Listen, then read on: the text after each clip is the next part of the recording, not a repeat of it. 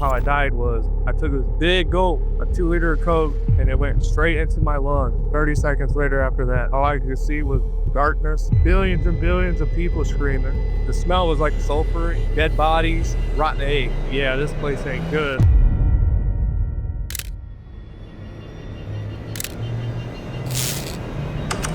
Levi, welcome to God's Voice today. I'm so excited to finally reconnect with you. We tried it a couple times, and it's funny, Levi, as soon as you hop on the call, my internet connection, I have probably the fastest internet connection in Charlotte. I have Google Fiber, like the top speed levels. And my computer is like one of the best. I had to restart my computer. I had to restart my router as soon as we hopped on to record. So I know this is going to be a good conversation, good interview. Someone does not want you to hear it. And so, Levi, for everyone watching, you have a supernatural encounter, a hellish experience. You went down to hell. But for everyone watching, people that don't know you, can you zoom out and paint the picture of what your life was like leading up to that supernatural encounter? Oh yeah, I had like good parents, but I fit in with the wrong crowd. Like I did horrible things. Like I was a horrible person, honestly. Like if you guys would have known me a few years ago, you guys would be like, this guy like throwing into jail, the slammer, like I was a thief, I stole from people, I got shot at and all types of stuff. I was bad. Like seriously, I was a bad person. Like I would lie, steal, like I did all types, like every sin you could think of, I probably did it. Like besides like the worst stuff, like I didn't do no drugs, nothing like that. Like, like just sinning and just like in the God's eyes, like if you sin more it's bad or corrupt all the board, like I don't know how to describe it. I just know I had a bad life. I lived a bad life. I fit in with the wrong crowd. Um, but I've always like had a near death experience. Like I've almost died so many times. It just became normal. Like if I got something happen to me, like where I almost died, I would just brush it off. Like I would just backpack it pretty much. Think, but I did have a history of like, when I look back on it, I have a history of like drowning. Uh, like I almost drowned a few times and it repeats itself and it leads up into like how I died, because how I died was I took a sip, a pop, right? A 2 liter of Coke, and I took this big gulp and it went straight into my lungs. Like everything went into my lungs. And then 30 seconds later after that, that's when I collapsed. Uh, it was slow motion. All I could see was darkness, this bluish light. It was slow motion. I could hear my heartbeat. It was like, dum dum, dum dum, dum dum. And after the third heartbeat, that's when I see complete darkness right there. It's a darkness I can't even describe. Yeah, and uh, yeah, as soon as I seen that darkness, that's when I was falling forward and falling backwards at the same time. But I was still standing straight up, but I was surrounded in nothing but darkness. It was pitch black. I didn't even know if I was looking down or straight or to my left or right. Like that's how black it is. But I know I was falling. And then that's when I started getting slammed by something. It felt like, yeah, that pain was so terrible, dude. Uh, Looking back on it, that was a spirit taking away everything. Like, you know how when you go to jail and, you know how, like, they take stuff from you, like your personal stuff? That's pretty much what it was like looking back on it. It was like it was taking everything that God had given us, like love, creativity, hope, dreams, talking, energy, movement, all types of stuff. Just to even, like, laugh, think, just to even talk right now and even hear me is part of God's gift. Um That's like just looking back on it, but yeah, it was terrible. That pain was terrible, and this is all had. I'm falling, and this thing slamming me around, going in me, all types of stuff. And like shortly after that, I would say like 3 or 4 or 5 seconds. Um, that's where like I started really falling because the floor. Like you've ever seen like those trap doors and it opens and people fall and they throw their hands up. Like that's how it was. It was pitch black. I just was doing this, and it was like, you've ever seen Star Wars or Star Trek, how they go into hyperspace, but like the spaceship goes and then the rest follow, and then it's like really quick. That's how it was. It was like whoop, everything went all at once. It was it was I and it was like the force of it. Dude, it compacted me, but I was still like, yeah, I was still whole, but it was compacting me, but it sent me. And as soon as that happened, that's when it launched me down even more for like harder and faster. It was faster than the speed of light. I know that. And then that's when I hit the ground. I hit the ground so hard it made a loud bang like a thunderstorm, and it hurt so bad. Like I remember just laying there, and I was doing like ugh, like like trying to like think of like what just happened, and it's pitch black at first when I first like landed in this place. I don't know where I landed yet. It's just pitch black. I'm s- I'm hearing billions and billions of people screaming. I smelt like this smell. It's like this smell. It's like a revolver.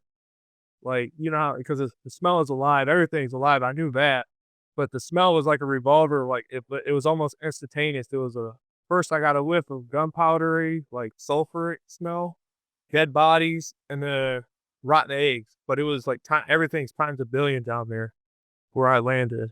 So this is like looking back on it. This is like originally how it was, and then yeah, as soon as I smelled that, I was like, "Yeah, this place ain't good." I knew I was somewhere because I heard people, and then I smelled things. I knew I could see all around me, but I couldn't see, if that makes sense, because everything in the spirit world is alive and connected. Um, and this is all like it's just when I first landed, I was on my side like this. I'm just like looking around, and I can't move. It felt like the whole planet was like weighing me down, and I knew I had just everything was just shattered, broken, destroyed. I had no hope. I knew why I was there, like because I everything, instantly know everything, but I didn't know where I was, if that made sense. Like I knew where I was, but I didn't. Like when I first landed, and then that's when the fire. It was like, it was, and what's crazy is the fire is alive too. Like the light, when I seen the light, it was like moving in waves, and it had its own face, and it looked at me. It was talking stuff to me. It was like, "Welcome to the pits," or something like that, and it was, like, laughing at me, like, doing like, this horrible laugh, and it wanted to eat me, I knew that. It wanted to eat me. Before we get back to the episode, if you're enjoying this interview, can you take a second to subscribe? It really helps us reach more people with these powerful stories. Thank you in advance. Now let's get back to the interview. At the same time as I see the light, that's when I just I look around and I see these things, dude. These things are the most grotesque, horrible looking things ever. Like, oh man, how like my brother Dominic, he said Hollywood can't even describe, like you can't even describe these things. Really, they're just so horrible looking. Like you've never seen like the movie The Thing or The Fly, or like what's the good on Rick and Morty. There's an episode called Potion Number 9. And like everybody's like turned into these hybrid thingies. That's just the best description. They're kind of like that, but not in the same sense. They're like just a bunch of hybrid, like horses, snakes, reptilish things, scorpions, locusts, like insects, spiders, all kinds of stuff mixed into one. But there's like, I knew there were thousands of different species of them. Like some of them were bats. I knew they had bats, human, and reptile in them. Um, And yeah, these things are the most terrible. Like, they're just so ugly, grotesque, deformed. Some of them had short arms like this, like a dinosaur, and a long arm. Like, you've ever played Left 4 Dead 2 and the Charger has like, there's a special effect they call the Charger. He has like one big arm and one small arm. Like, that's how they were. They were just like deformed. They had long, skinny, slinky legs. Some of them did. But they were just all started to bum rush me as soon as they seen me. That with the bugs are like huge. They're like the size you've ever watched the movie King Kong, like the 2004 movie. Uh, they're like the size of those bugs in there. Like they're just huge for some odd. They were just huge, and they start when they see me, they were all rushing me. Like the things down there, the bugs, the creatures, the ones that some of the things down there they fly, and there's a bunch of them flying around. So they started flying towards me as well, and they were all screaming, talking stuff to me like, "I'm gonna get you," or "You're mine," or "I get them first," or I'll get them first," or all that. And at the same time as that, and this is all when I first landed. So like, I'm just describing everything. This has all happened simultaneously. Uh, I smelled the smells. I seen the darkness. I seen the light. Uh, as soon as I seen all that, the ground was moving. I knew that. I knew the ground was alive as well. It was talking stuff to me too, and it wanted to eat me as well.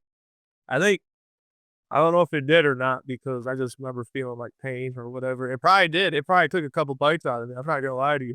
Like, um, I just remember feeling the pain. Like it was eh, like it's constant. Everything's times a billion. You're constantly burning, even if you aren't. Like I seen these pits, these giant pits, and they're all like there's millions of them down there. Uh oh, and they are strategically aligned. It's almost like somebody put them in there, was like, you never like, symmetrical, like, it's almost like somebody put them in there and, like, designed it just like that. They're all symmetrical, laid out, and they're all these things are standing around the pits. I seen that. This is all when I woke up. Uh, yeah, they just all ran towards me, dude. Like, everything bum rushed me.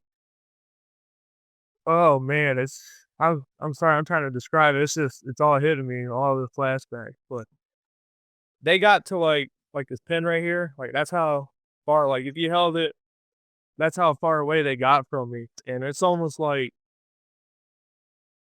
there's, like, a force field protecting me, almost. It was like,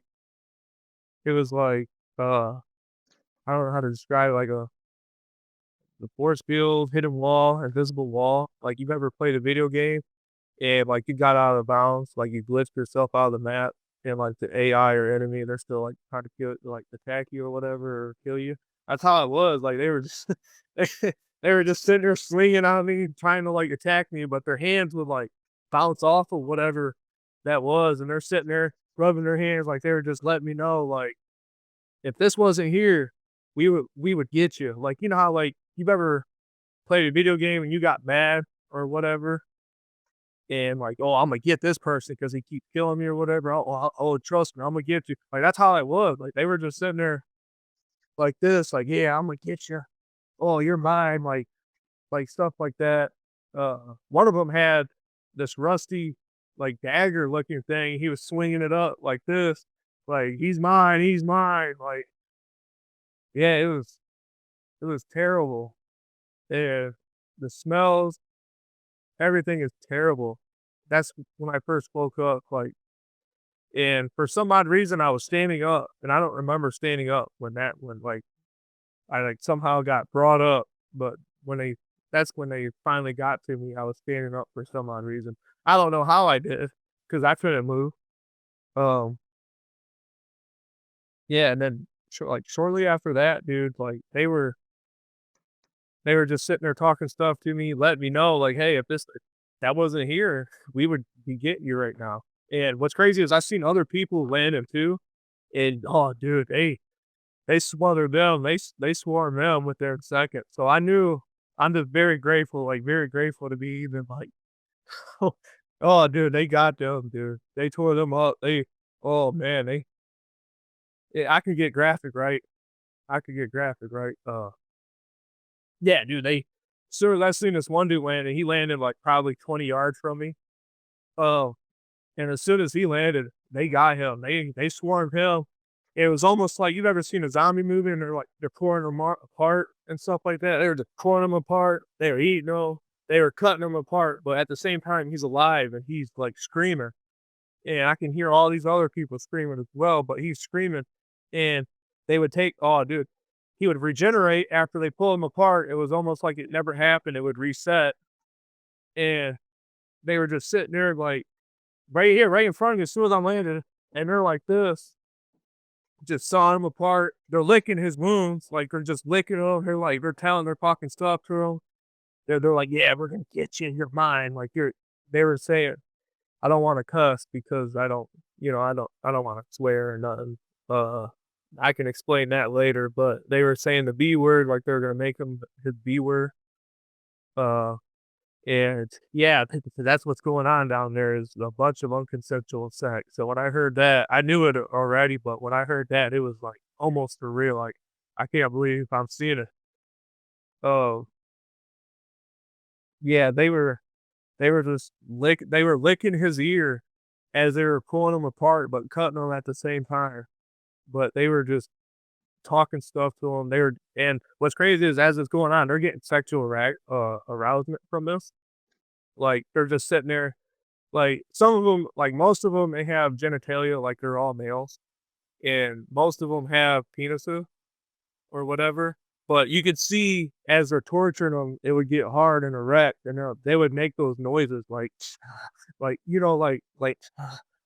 stuff like that, or like just arousement noises or whatever. Uh, yeah. As they're doing that to them, they're playing with themselves. They're masturbating and all that. And this is, I just landed there, and the only reason why I'm laughing is because like it helps me get over it or something like that. That way, for any naysayer or whatever, it just helps me cope with it because it was terrible. I couldn't believe I seen that.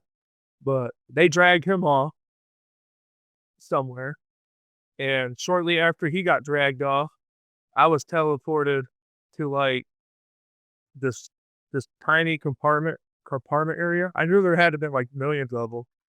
Um, and they all had individual stone tables in them.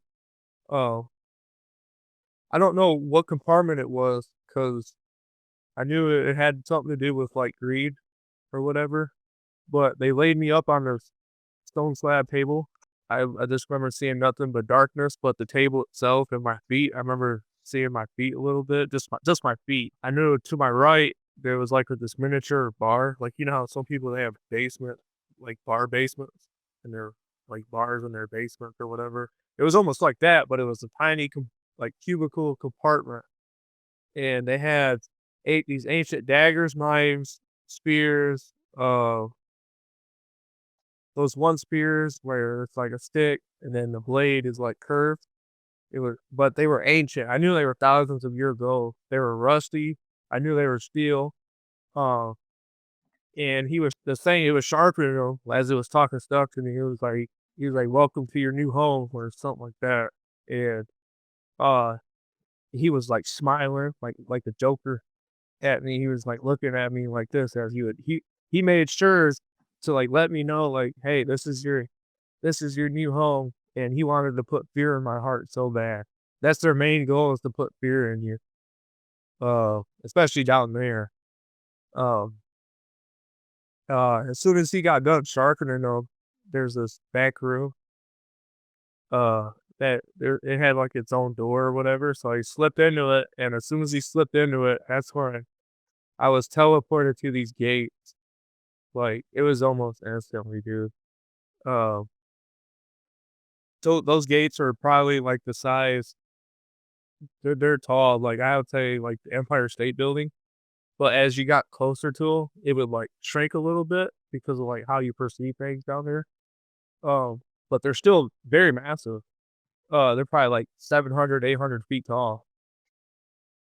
I know that. I knew they were huge, uh, and they had flesh for walls, like skin almost. It was, like, a blackish, pinkish, like, darkish color all at the same time, like magenta.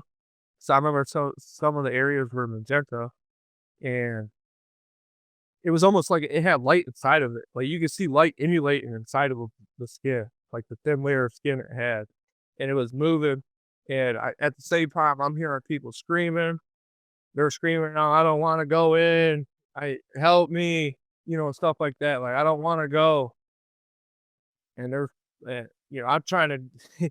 They're screaming at the top of their lungs like bloody murder, like billions of people, and then as the people are walking there, they're being led by chain or whatever, like this. Some of them, they had the chains were like snakes itself. Some of the chains had spikes in them, so like when they put the cuffs on you, it would stab your hand and stuff like that. They were like this. They were being led in chain gang through these gates, but I know nobody's being let out of them, so I know you can't come back.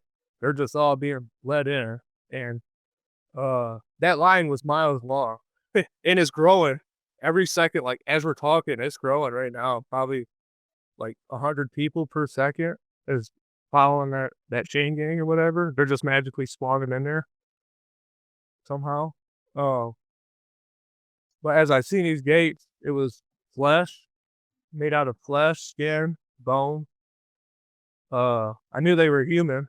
I knew they were human origin.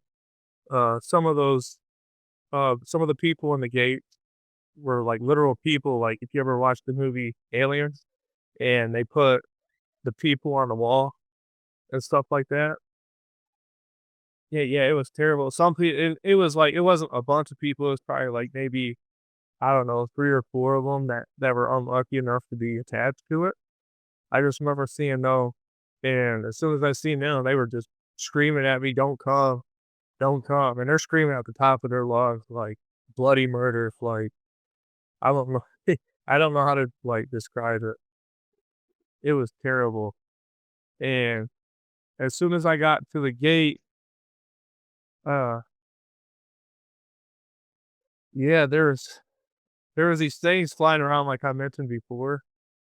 They would like, some of them would go to the top of the gate and perch off of it, and they would have somebody like this, like they were eating off of them. I remember seeing that. Uh, you ever seen the symbol on the ambulance? The ambulance was with that, it's like a pole with the snakes. That's on the gates of hell. That symbol, like literally on the top of it, that's on the gates of hell. Those that pole with the snakes like that, that's literally on the gates of hell. And uh yeah, it makes you wonder like where why do they got it on an ambulance? For people to save lives or whatever, stuff like that. Um yeah, that's on there. I remember seeing it, but it wasn't like beautiful or nothing. Everything down there is rusty, ugly. Um the gates itself is rusty and ugly, just black, but somehow made of human part, all that. And then as I'm shortly after I seen the gates, that's when like I was teleported like this. It's so black down there. I only could see like to put this pin, like that's how far I could see and stuff like that. But as soon as I seen the gate and I tried to lift it, I got to like 75% of the way.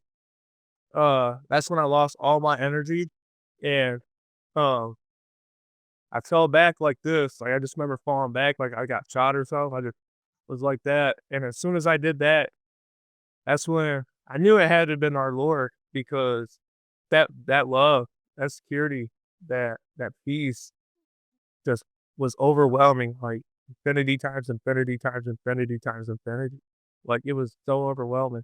And it went into my soul and my eyes lit up like a bright white, like a brightest white I can't even describe. I remember feeling the power. I seen a bunch of stuff. Looking back, I seen what it was like to be him.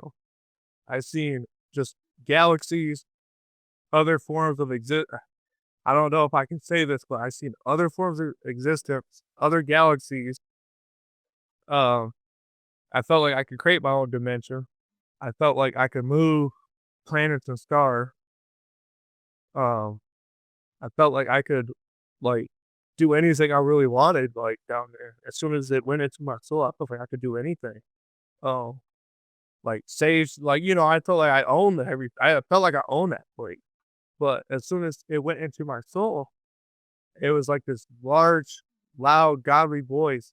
It was like, no.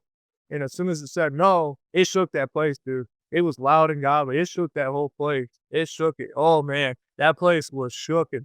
It was oh, and everything like instantly disappeared, and I was brought into this white, this whitish. It's a shade of white I can't even describe. It was like diamonds. It was glistening diamonds. They were chanting. They were singing. Like you ever heard Amazing Grace? And like like how like when they say Amazing Grace, and it's like and they do like the background people are singing along with it. or whatever, the chorus. Uh, it was like that, but it was like beautiful. It was beautiful. It was really beautiful.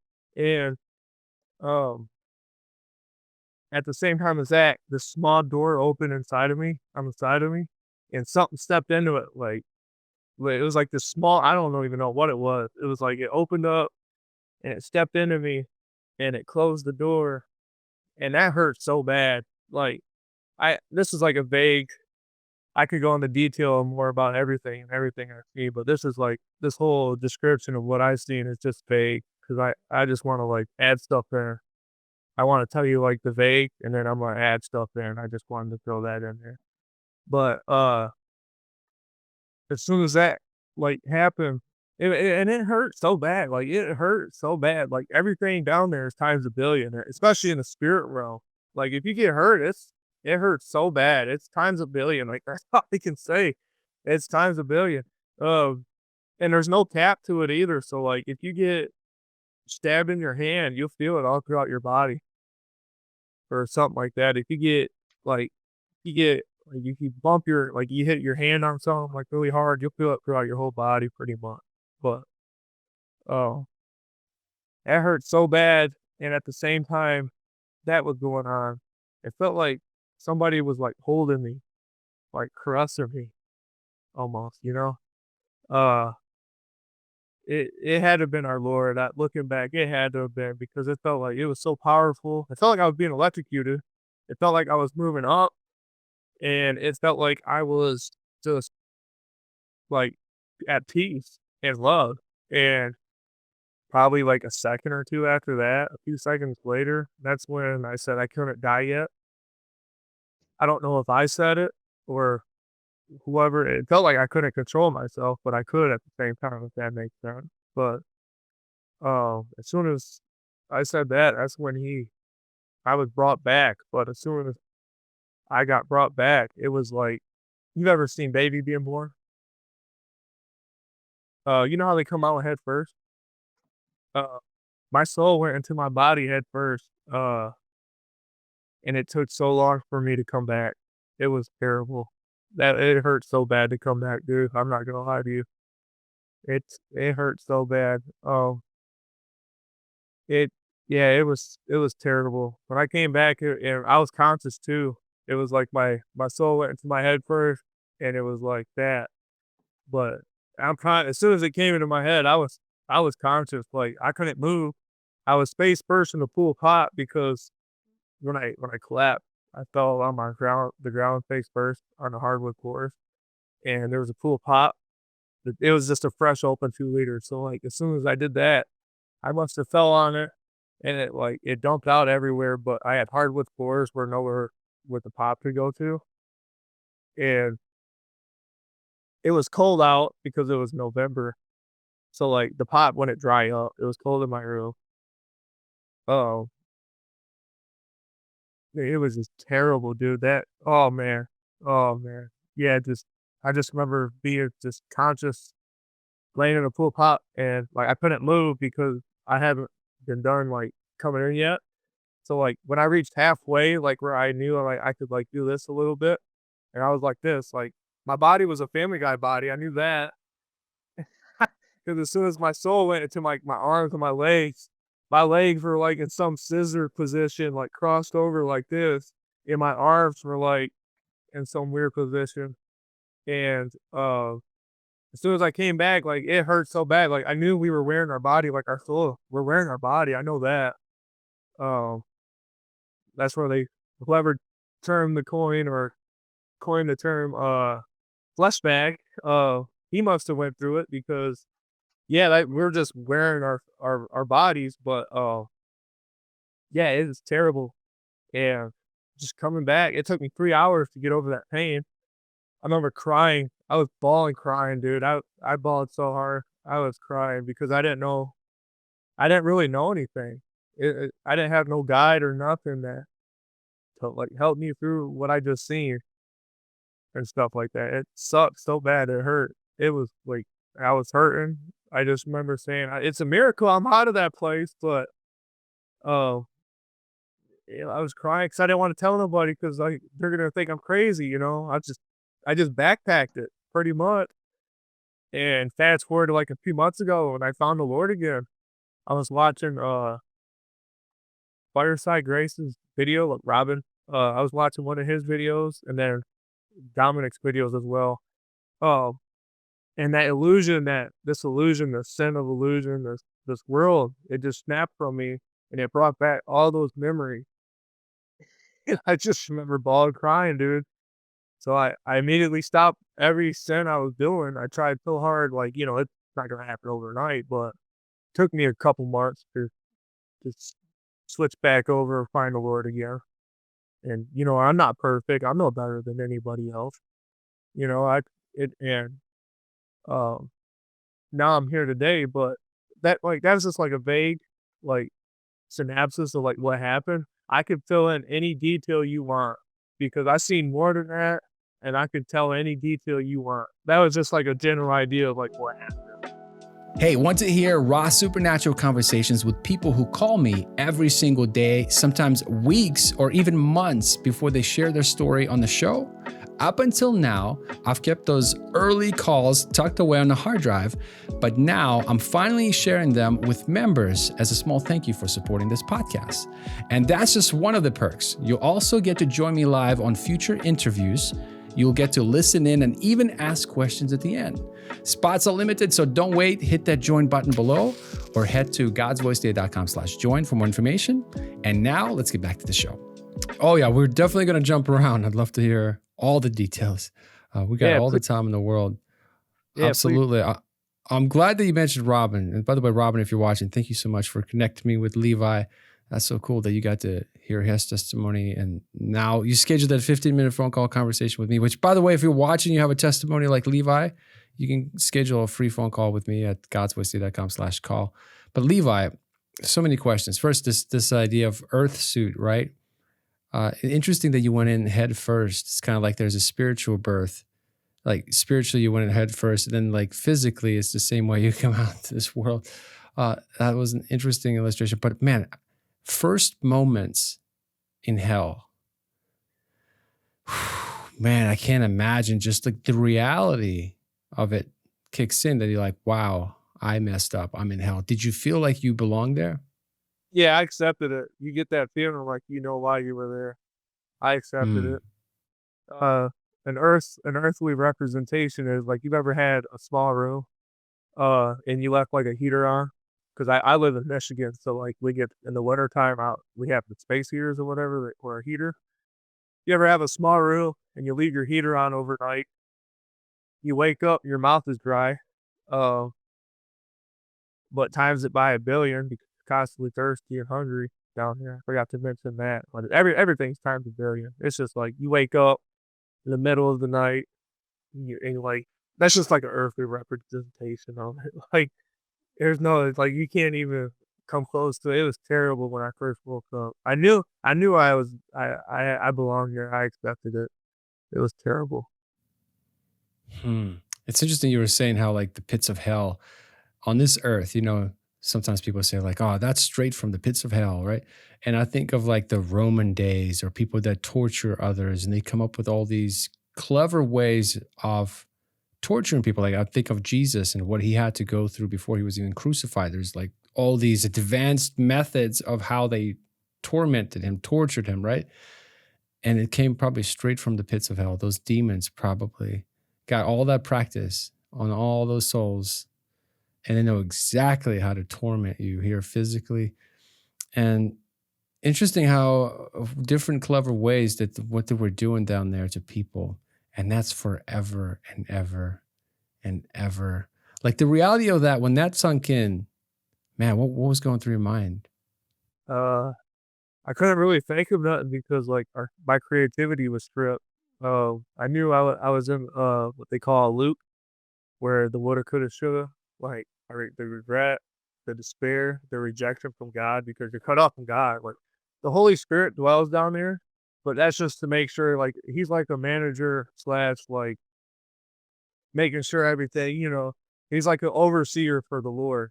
Like if he, because how I got up out of there, he probably must have seen this conversation happening. So the Holy Spirit down there must have told the Lord, like, hey, if you rescue him, he gonna devote his whole life to you or something like that. I just knew that. But you're cut off from God. Uh, the only thing I really thought of was the fear. The fear of why I was down there was replaying in my head over and over again, which was for like the thief, lying and stuff like that. Why I was here, all the ins and outs. Like, cause God, He gives you a way out.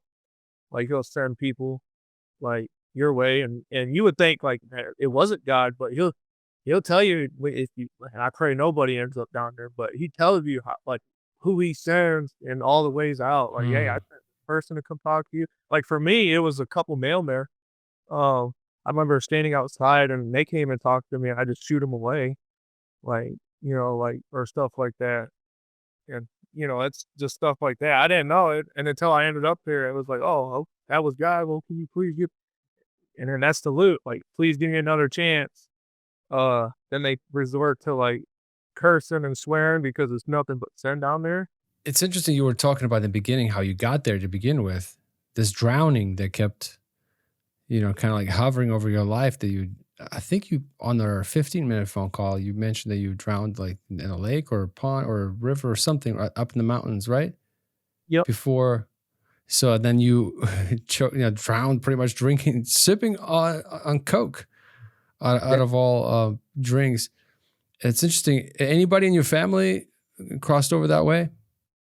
Actually, get this. So a year later from my death, my grandma died in the same house, the same way as me, but for my old age. She had liquid in her lung, and she Wow. died a year literally to the date in the same house as me. Because I died probably 11/15/2021, and she died 11/15/2022. So that's probably like Wow. the in the same house, which is crazy. Interesting. Very interesting. Another thing you mentioned as you were being transported to this darkness, which I can't even imagine what goes through your mind as you're descending into hell, the smells, the screams, and millions of thoughts a second that probably going through your mind. But it's interesting you said that God's gifts were taken away, everything that's good. So hell is like the separation for like imagine everything's good, right? And you just take that away and that's hell. Absence of God, absence of good, right? God is good, God is love. There's no good, there's no love. And Yeah. I would imagine that for me personally, just knowing that everything that's good, like, because a lot of times we take things for granted, like sunlight, air, all these little things on this earth that's good, just rest. You take that, imagine something good as the opposite. That's everything that's down there. Just losing all of that, that had to be traumatic. Experiencing all their gifts, all that good is just totally being stripped away. And you go into that place. Man, and for some people, that's reality. Yeah, it's terrible. There is no rest down there. There is no rest. It's all instant. Yeah, Well, as you're down there, you're looking around, you're like, man, may as well get comfortable, right? yeah, yeah, Man, pretty much. I mean, like, when I'm laughing about it, it's just because I'm out of there and I'm used to like being in right. this world again. Um, Hmm. yeah, that was pretty much it. Like, literally, like, there's no other way. Just I'm here and I accept it. Or you have to endure it. And what's crazy is in the loop too. You reset when you reset. It's fresh every time. So like you have to endure it. And as soon as they get done doing whatever they want to, when you regenerate, it's that fresh feeling every time you regenerate. So it's not like, oh, I can get used to it. Like, no, there's no rust. There's no getting used to anything, really. Let's get into more details of the things that you saw that you didn't mention in just in the beginning there. What types of things that stood out to you about hell that really shocked you? Um, yeah, the things that I seen, oh, I mean, there's a bunch, but this one particular, it was an elderly lady. She was crawling out of the pit, just screaming bloody murder, just burning, like her flesh was falling off of her. Um, my brother Robin, he described it the best. Like it's like sulfur ball. Like if you ever seen the sulfur balls from Sodom and Gomorrah, lit on fire and like they drip. That's how her flesh was dripping off, and she was crawl. I don't even know how she even got the strength to even crawl out of those, because you don't have, there's no movement. Like you can't really move. Um, Crawling out on her like like this. And uh the demons, or I call them things, because they're just disgusting. But you have ever played croquet or crochet in like those giant, like they have like these giant hammers that look like what you play croquet with, war hammers or whatever, the circular cylinder hammer. Uh, Smashed her face in as soon as she crawled out, and he instantly got erect. And as soon as he got erect, he was started playing with himself and said, "Yeah," or some wicked stuff. And his friend by him was egging him on, like high fived him, and he was like, "Go get me another hammer," or something like that.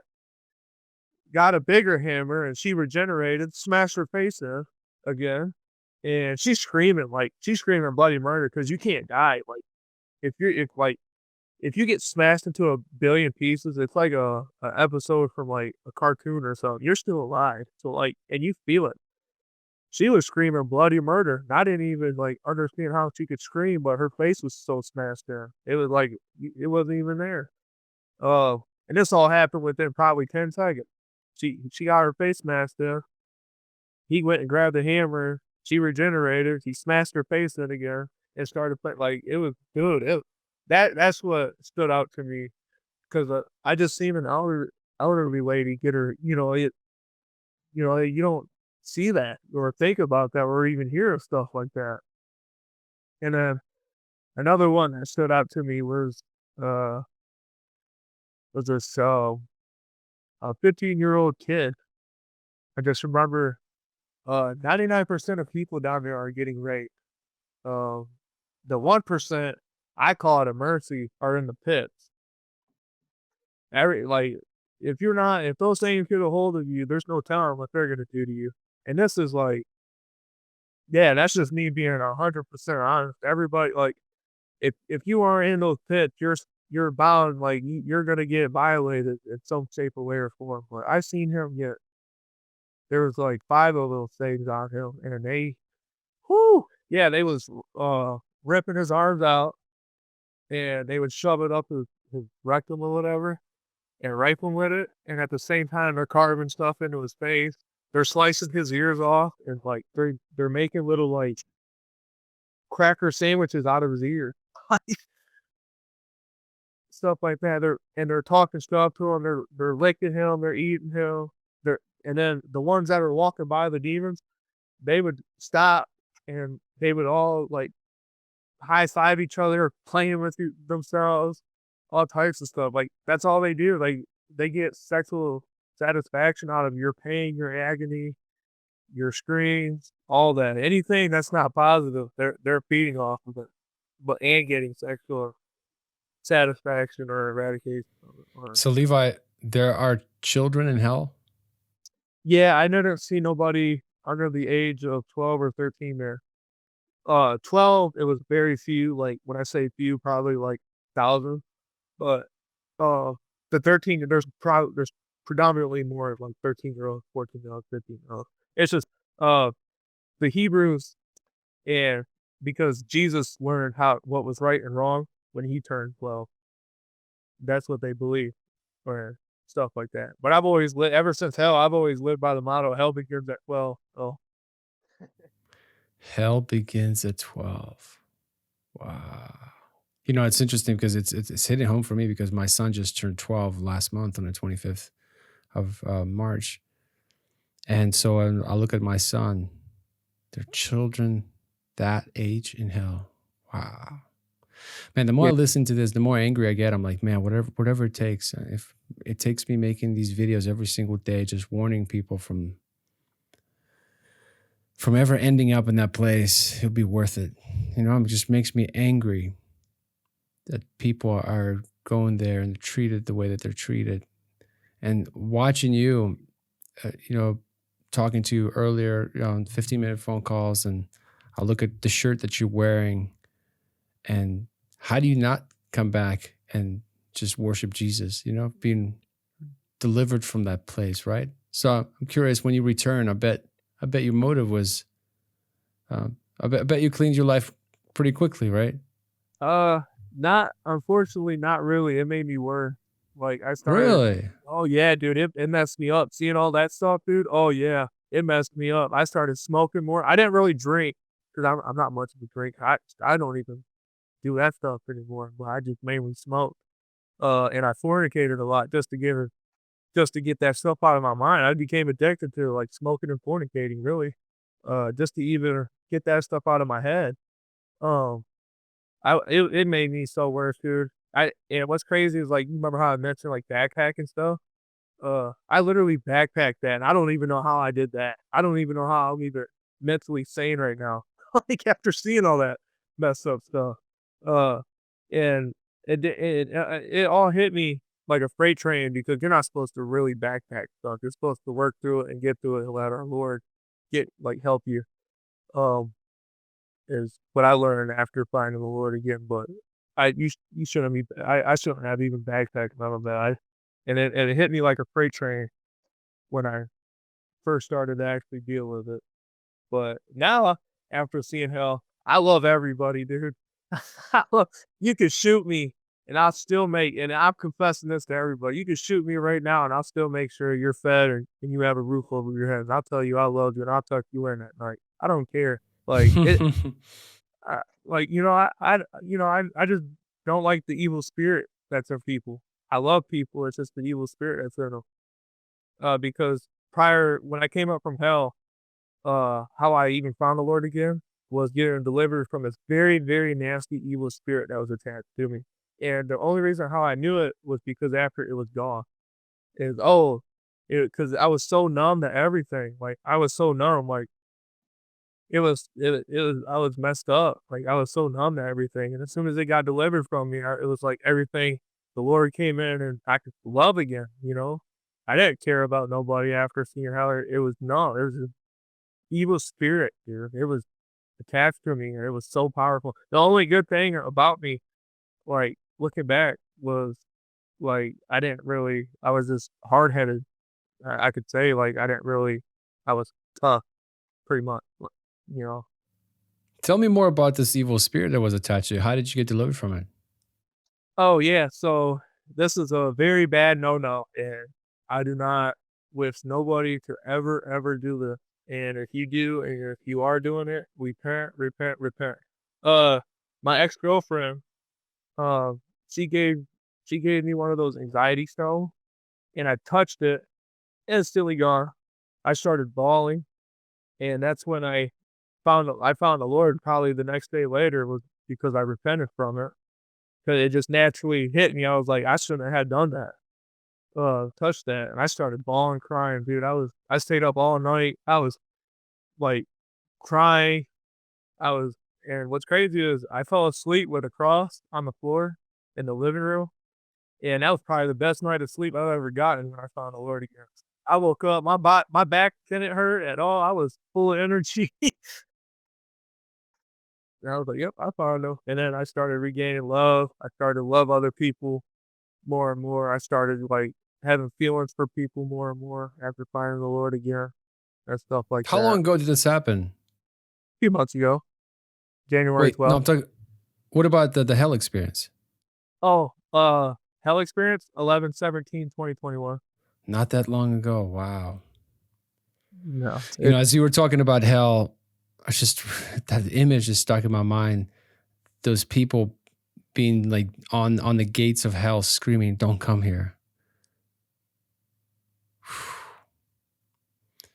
That visual just like, man, there are yeah. people like sometimes you listen to it and it's hard to really even wrap your mind around this idea that there are people suffering in hell that think this is real. Like, for example, I moved to the United States, first world country. I've lived there for 25 years, moved there when I was 13 and or 12 going on 13. And, you know, I grew up in poverty. I remember seeing death a lot. I remember this one girl jumped off a building and just seeing her body. Just death was everywhere for some reason, especially in the 90s. Death was everywhere. And then moved to the United States, first world country. You're in this bubble. You don't see these things. You don't see death that much. Everything's kind of sheltered. If there's a car accident, things get cleaned up pretty quickly. You're not around death that much. Everything's just perfect kind of thing. And when I think, like, for example, this morning I saw some images from Ukraine, the bomb went off and just there's so much death, bodies everywhere. And just because you're in America, you live in this prosperity, everything is good, or whatever country, first world country you're in good, doesn't mean that there's not evil happening right now. People in torment. Like a lot of times people call me on these phone calls, like just when I think I heard it all, you're like, you did what? This was and that was the norm? Like you thought that was normal? You were a prostitute, a call girl, and you did all this and that and lesbian and that, and then you were totally just man, and so much evil and so much pain, and people get used to things pretty quickly. And it's interesting, like I can't help but think of people that carry a lot of stuff that they just got used to carrying all this weight that they're not meant to carry, anxiety, stress. Um, I think when we cross over and we stand before God and we see our life reviews and everything else, I think we'll have like this big revelation how much of it we weren't meant to carry, but we did anyway. And this idea that there are people suffering right now, just because you're not seeing it here doesn't mean it's not happening. So much is going through my mind right now. There's so many directions that I can go. Man, being in hell, seeing all these different things, coming back.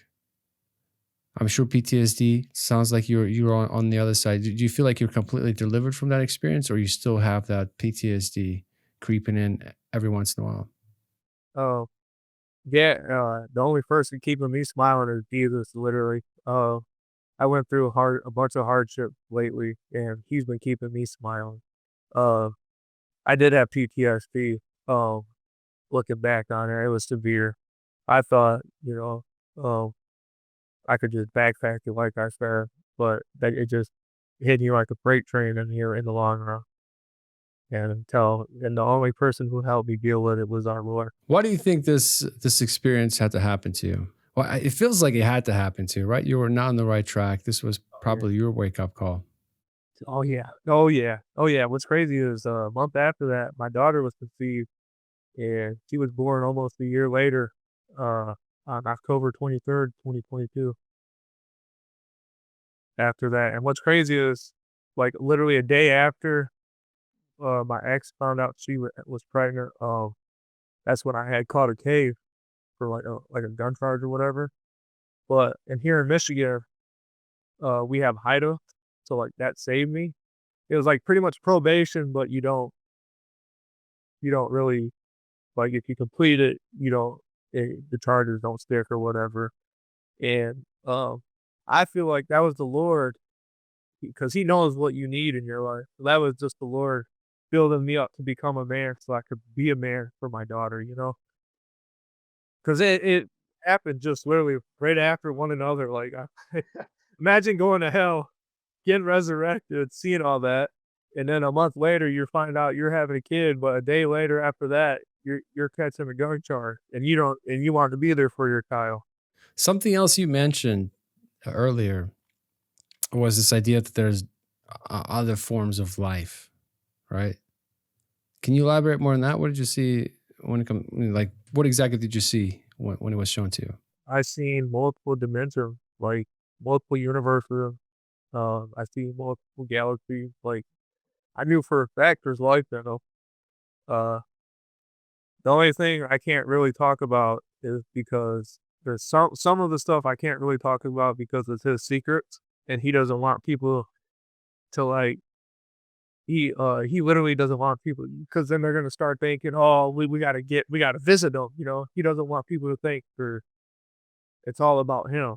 So, yeah, other I knew there's other forms of existence when I seen because when I looked into these other galaxies, there were these planets, these stars, they're beautiful, dude. Um, yeah, it's yeah, they were beautiful, and I knew they had to been, like, a couple thousand of them at least that I've seen. I knew there were much more, but the ones that I seen, I just there was other forms of life. I just knew it as soon as I seen it. It's hard to I can't go on into too much detail because he doesn't really want me to share that. It's interesting because when I reached out to Howard Storm years ago, Howard Storm had a hellish experience too. He was like a atheist college professor, and I read his book, and I think he was on Oprah or something. I reached out to him, and he invited me to his house. At the time, I was in Columbus, Ohio, and I made the trip, drove down. I think it was like on the border of Kentucky in Ohio, like I think it's near Cincinnati or something like that. And that's what he told me, that he was shown different life, for like that there's so much more that we're not aware of. So anyway, interesting to me. I don't know what to think about it. You know, don't completely reject it, but he Yeah. said it, you said it. I don't know. It's, I know there are probably going to be people in the comments saying stuff.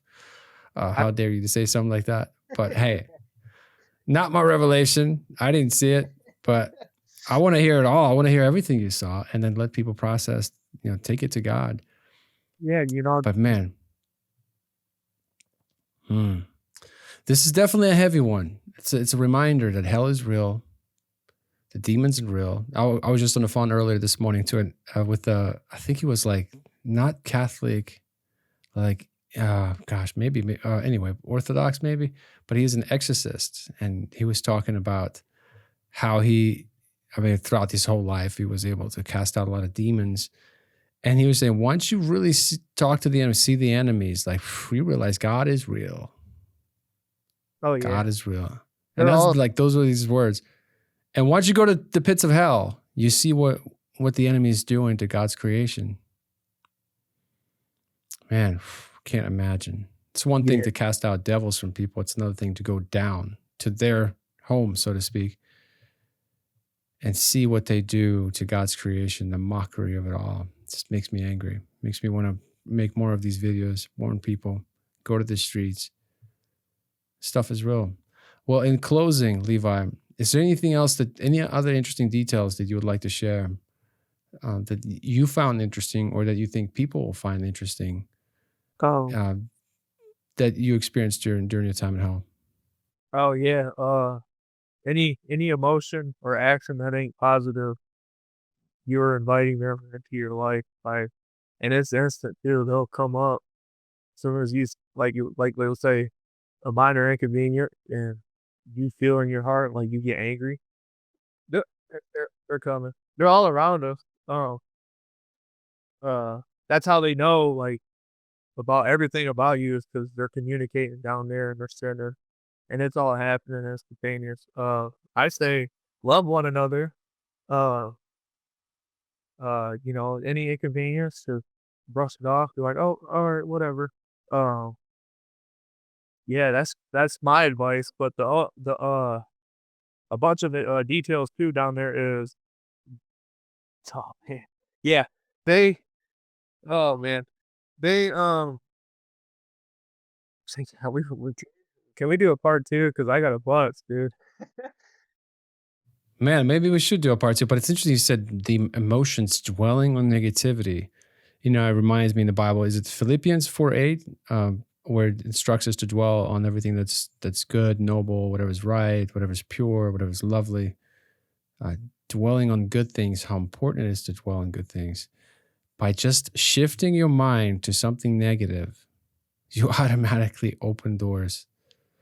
Yep, 100%. Because I've seen after hell, I've seen them manifest with my own eyes, and I've and caught them on camera a bunch of times without their disguises. These things are hideous. Like they like to hide behind TVs. I seen one poke its head behind the TV before and look at me with its own eyes. They had like big ears like that. And their main purpose of doing that is to try to scare you. If we all have a piece of Jesus in us, it's so powerful but so tiny, and it floats in us. We all have the authority to even say his name is just a great gift. But we could all get rid of them just using Jesus' name, like to cast them out.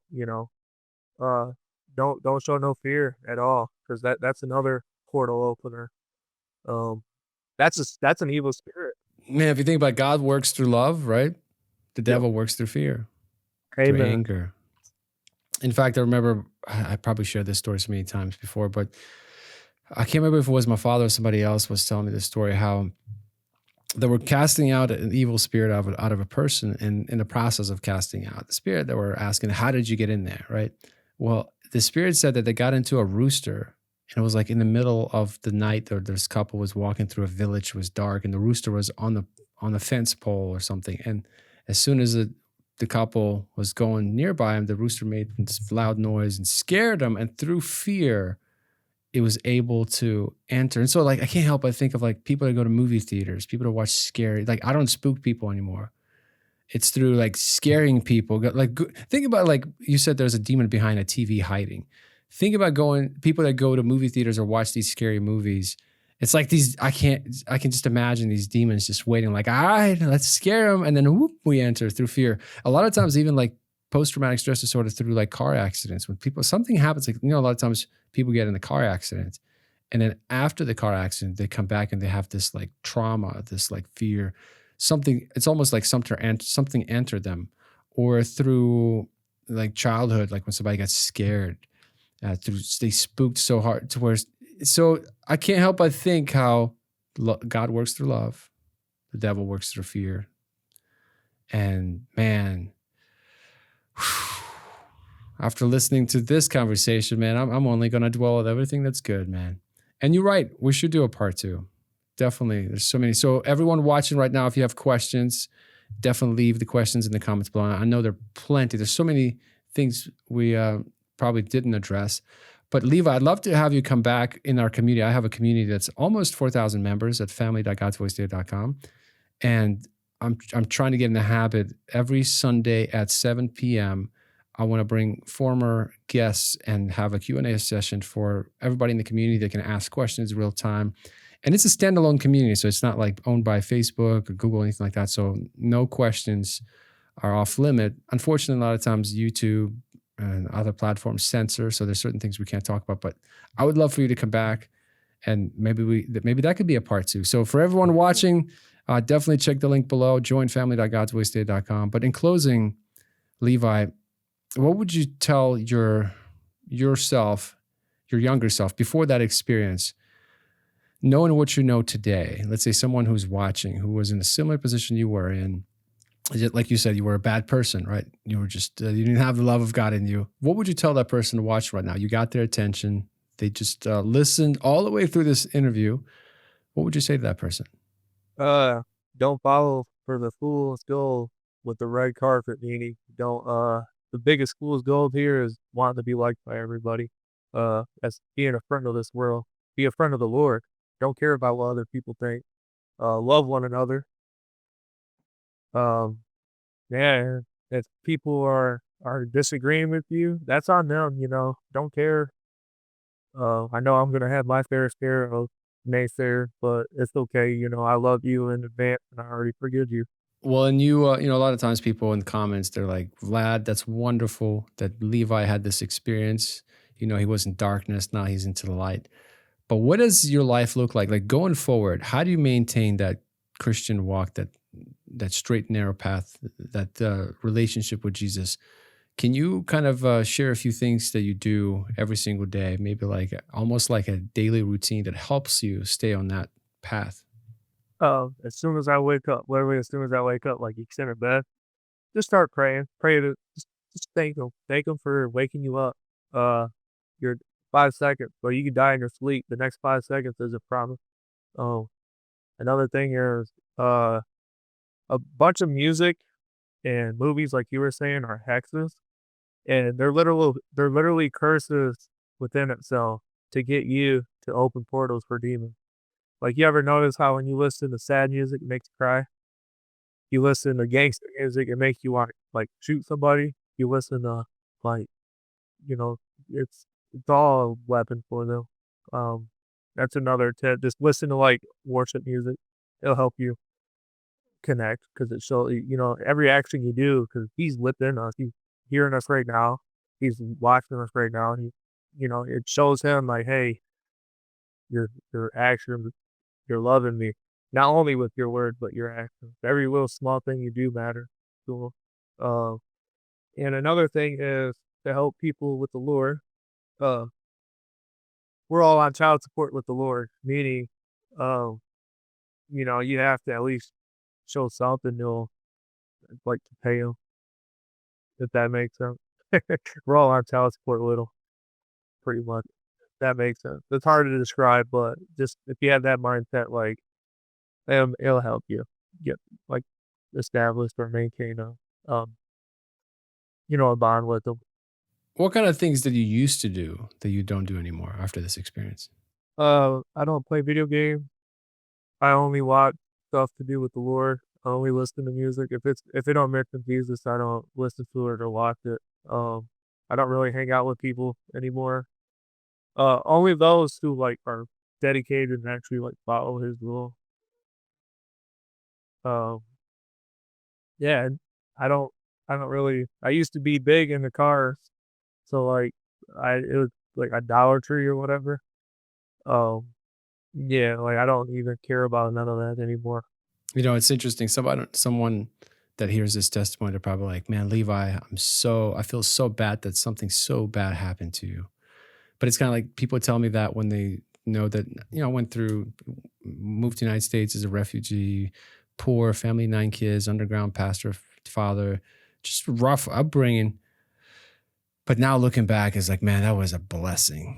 It's such a blessing that I feel bad for people that don't go through hardships, And so hearing your takeaways from everything that you went through, and now you have that kind of like, man, if it's just like an ounce ungodly, I want nothing to do with that.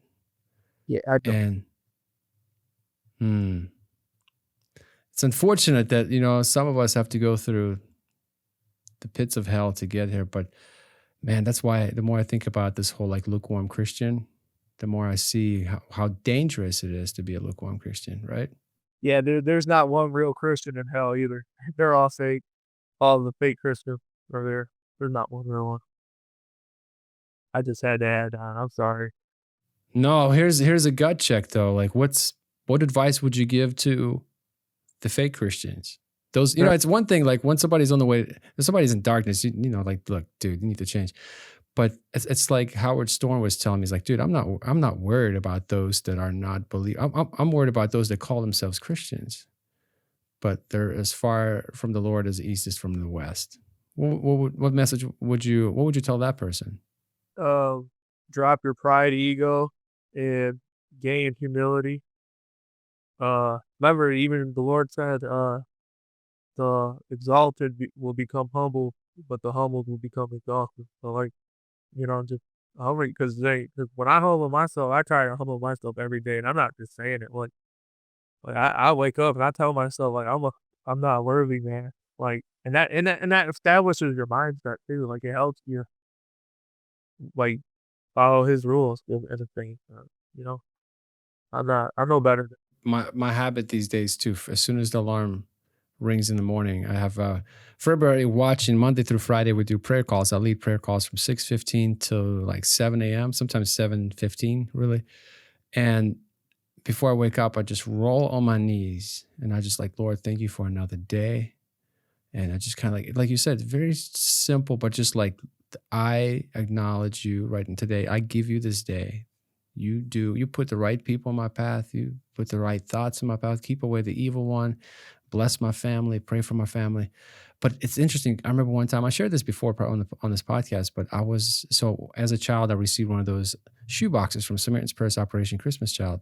And back in the day, I used to work for Billy Graham for a couple of years. And I remember when I first got hired on, I mentioned to them that I received one of those shoe boxes, and I didn't know that I knew that it was connected to Billy Graham somehow, but it's a sister organization. Well, they connected me with Operation Christmas Child, and they asked me to share my testimony from time to time. And one time I was at a conference with Operation Christmas Child conference, and they put me in a hotel with a guy from Africa. And I woke up in the morning. Well, he woke up in the morning and instantly he rolled to the side on his knees and he started praying and thanking God. I mean, this guy came from poverty, just thankful to be in the United States. And he didn't know I was watching. I was still, he thought I was sleeping. But man, that was so moving, how appreciative he was of being in this country and just what the Lord has done for him. And it's a good habit, that, like this whole daily dying to self kind of thing, right? Roll on your knees, just give him the day. It's better when you give it to him. He knows what's best for you. Amen. Powerful. Well, Levi, man, we'll have a part 2 for sure. We'll continue this conversation. For everybody watching, thank you so much. And Levi, thank you for your time, for being so vulnerable, for sharing your story. I know it's not easy, but I appreciate it because I know you're going to get heat. I can already see the comments below. People are going to say stuff. But I Yeah. know you can't hurt a dead man, right? You're a dead man walking, and it's for his glory. Yeah, I just also want to say I apologize in advance for like I apologize for like jumping around. This is I have a. It's really hard to like tell it, but I cover a bunch of details. I can explain a bunch of stuff if you want me to. To come back for part two, I'm very grateful to even be speaking to you. I'm thankful for the Lord. I forgive those who naysay me, and I love you. And if you would like to contact me, you can. And I love you guys. I love you, Lad. I love everybody. Absolutely. And I'll make sure to include the contact information for you in the description below for everybody watching. But Levi, man, appreciate you so much. This was awesome. And don't feel bad for jumping around. This is just a conversation. We're just having a good time talking to each other. But man, you have no idea how many people's lives you already changed by just being on this call. So thank you so much. We'll stay in touch. And I look forward to part two. Talk All soon. right. See you, man. Thank you. Thank you for watching. I have another video I want you to see. Up next, my friend Robin Cunningham left his body and he saw heaven, hell, and even Judgment Day. And guess what? It's closer than you think. That video should be coming up on the screen right now. If you don't see it on the screen, check the description below for the link. Until next time, have a great rest of the day, and I look forward to serving you and getting to know you more inside of our free private community over at family.godsvoicetoday.com. Talk soon. Bye-bye.